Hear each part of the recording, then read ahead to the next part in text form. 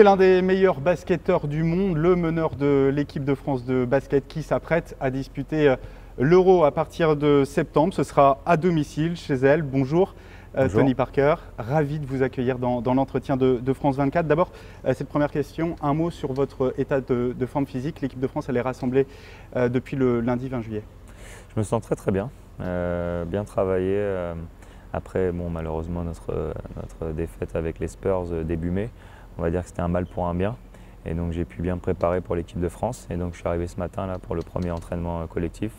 Vraiment content d'être là. J'avais vraiment hâte de retrouver tout le monde et de commencer à travailler pour cet Euro. Il y avait une petite blessure quand même pendant les playoffs. Est-ce que ça c'est totalement derrière vous, totalement réglé? Ouais, c'est totalement derrière moi. Maintenant, j'espère que ça va me laisser tranquille pendant toute la préparation et que je serai à 100% quand le championnat d'Europe va commencer. La déception, elle a été digérée de cette élimination au premier tour des playoffs. On se rappelle de cette série face aux Clippers qui a été très serrée. C'était jusqu'au match 7. Un peu quand même, un peu déçu quand même parce qu'on avait quand même une très bonne équipe. Il y avait la place pour qu'on défende notre titre.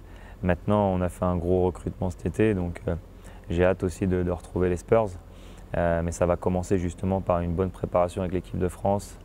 J'espère faire un super Euro et arriver avec une vague ultra positive et une belle médaille pour commencer la saison avec les Spurs. Et les Spurs, ils ne restent jamais longtemps sans gagner de trucs. Ils viennent de remporter. On va essayer. On a gagné en 2014. C'est vrai que bon, c'est pas passé loin l'année dernière. Donc, et puis là, vous venez de gagner. C'est vrai que c'est pas un titre NBA, mais la Summer League avec une femme à sa tête que vous connaissez bien, c'est Becky Hammon, l'adjointe. Non, j'étais vraiment content pour elle parce que c'est pas facile de coacher des garçons et elle a fait un super boulot et de gagner la Summer League, c'est un bon premier pas pour elle. Alors c'est le début d'un mois et demi de préparation, ça commence ici dans le bois de Vincennes à l'INSEP. Est-ce que vous pouvez nous rappeler ce que ça représente pour vous ce lieu dans votre carrière? Je suis très nostalgique, on commence à l'INSEP, c'est là où j'ai commencé. J'ai vécu deux de mes meilleures années de ma vie.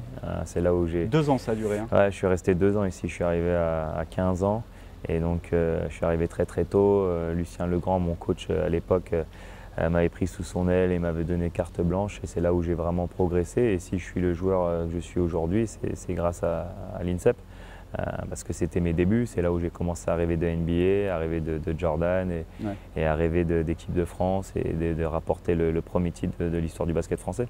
C'est le premier entraîneur qui vous a marqué? Ouais, Lucien, ouais. Et donc, après des rencontres aussi? Après il y a les rencontres bien évidemment avec Boris Dio, Ronny Turiaf. On était tous les trois, on était tout le temps ensemble, on était en classe ensemble, on s'entraînait ensemble. Et donc après, vous connaissez l'histoire, quand on est tous allés en NBA et on a gagné avec Boris notre premier titre en NBA ensemble en 2014. Donc c'est vrai que c'était un peu une vie rêvée. Oui, une trajectoire incroyable pour vous. Pour vous, c'est la meilleure équipe de France jamais rassemblée, je crois. Après, ça, c'est mon avis personnel. On n'a jamais eu autant de talent. Avec tout le respect que j'ai pour les intérieurs que j'ai joué à l'époque quand j'ai commencé en équipe de France, on n'a jamais eu un Rudy Gobert et un Alexis Jassa 2,50 m. Ils sont tellement grands. On n'a jamais eu des intérieurs comme ça. Et on sait très bien que si tu veux gagner en Europe, il faut que tu sois costaud à l'intérieur.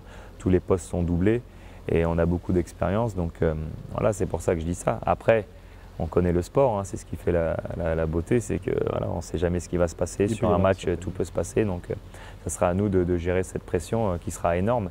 Depuis que je suis rentré en France, de toute façon, on ne parle que de ça.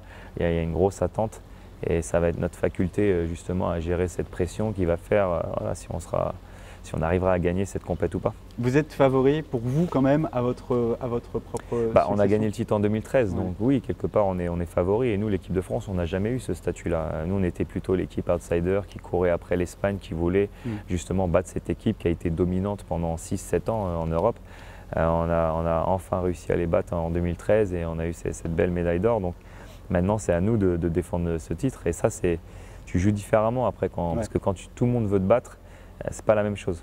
On va en parler justement de cette victoire face à l'Espagne en 2013.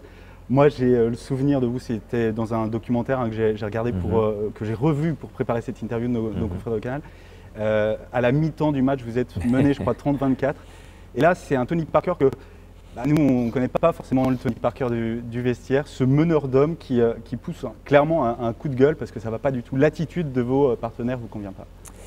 J'étais en fait déçu de notre performance en fait, parce que l'Espagne c'est l'équipe qu'on voulait battre, c'est notre bête noire et c'est eux qui nous empêchent. Ça n'allait plus trop depuis. Ouais, mais c'est eux qui nous empêchaient justement d'arriver à cette dernière marche. Et la dernière marche c'est toujours la plus dure à arriver.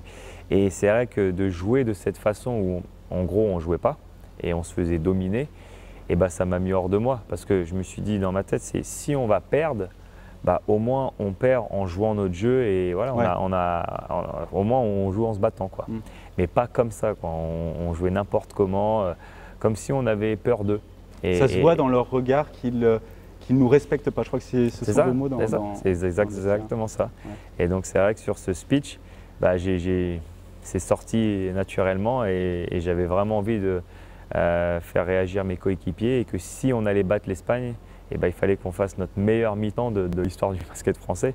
Et c'est ce qu'on a réussi à faire en les battant après prolongation. Ça, c'est votre meilleur souvenir, cette deuxième mi-temps c'est grâce à ça qu'on a été champion, parce qu'on a enfin battu notre bête noire. Et pour moi, c'est ce qui nous a décomplexés. Et qu'après, l'année dernière, ils ont réussi à refaire la même chose et battre l'Espagne en Espagne. Votre tempérament, ce trait de caractère de gagneur, de détester la défaite, de compétiteur, vous le tenez de qui, de votre père qui était basketteur? Mon père bien sûr, et puis mon idole aussi, Jordan. Moi je me suis beaucoup inspiré de Jordan parce que ma famille était de Chicago, donc j'étais un grand fan des Bulls. Je me levais tous les soirs à 3 h du matin, je regardais tous les matchs, toutes les finales. Et c'est vrai qu'avec mon père et Jordan, ça a beaucoup influencé ma façon de penser et ma façon de me comporter sur un terrain. Il sera peut-être là, Jordan, je crois d'ailleurs, pour les phases finales de de l'Euro. Ah d'accord, je ne savais pas.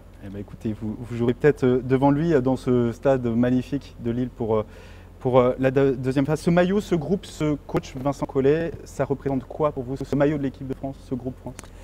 Pour moi, ça représente beaucoup parce que l'équipe de France, j'ai commencé à 14 ans et ça m'a sorti de ma petite ville. J'ai tout visité avec l'équipe de France, ça m'a donné de la culture, ça m'a appris beaucoup de choses dans la vie, avoir des valeurs. Et c'est vrai que il y a une flamme, on va dire, qui s'est créée quand on a été champion d'Europe junior. Et donc à 18 ans, après je me suis promis à moi-même que j'essaierais d'amener le premier titre à l'équipe de France de son histoire. Et c'est ce qui a justement entretenu cette flamme où on a eu pas mal de hauts et de bas, parce qu'on a commencé tout en bas avec l'équipe de France. En 2005, on a la médaille de bronze, ça faisait 50 ans qu'il n'y avait pas eu une médaille en équipe de France. Et après, on n'arrivait pas à battre l'Espagne.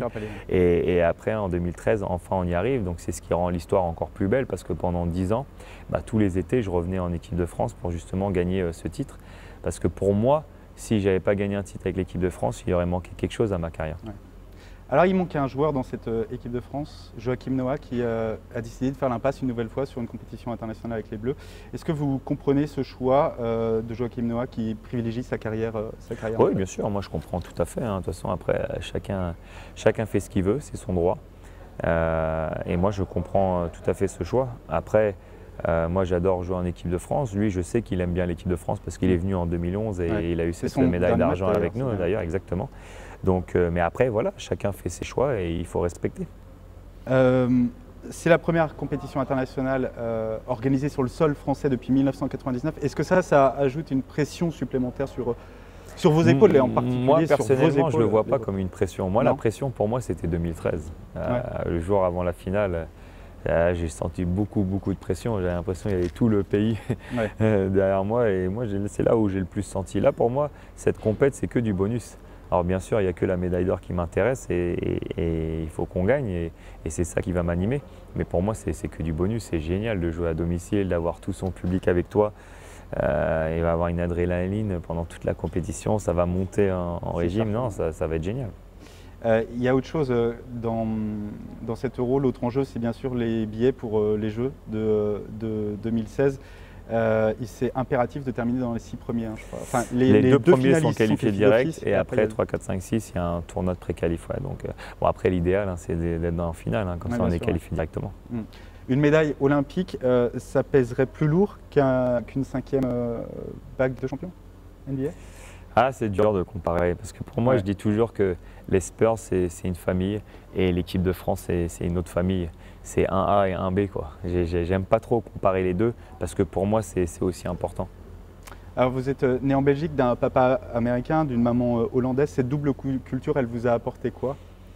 Je pense que j'ai eu le meilleur des deux mondes. Ça fait un cocktail explosif, on va dire. C'est-à-dire que mon père américain m'a apporté justement cette confiance et de croire que je peux déplacer des montagnes et de croire en mes rêves. Et ma mère, le fait d'être européenne et de ne pas s'enflammer, de ne pas avoir la grosse tête, de garder les pieds sur terre, je pense que le mélange des deux, ça m'a apporté justement, comme je viens de dire, un cocktail explosif. Allez, une dernière question sur les Jeux de 2024, Paris qui sera candidat. Quel pourrait être votre rôle dans justement la candidature de Paris? Moi, j'ai envie de soutenir cette candidature. C'est clair que d'avoir les JO à Paris, ce serait énorme. J'avais déjà essayé d'aider la délégation française en 2005 pour avoir les JO en 2012. Et je pense que ce serait quand même important pour le sport en France d'avoir cette compète en France. Ce serait incroyable. Merci Tony Parker. Donc le programme 10 matchs amicaux et puis le 5 septembre ça commence à Montpellier face à la Finlande. Premier match de cette 5 septembre, premier match. Euro 2015. On vous souhaite évidemment plein de réussite et on suivra Merci. tout ça sur l'antenne de France 24. D'autres infos à suivre sur France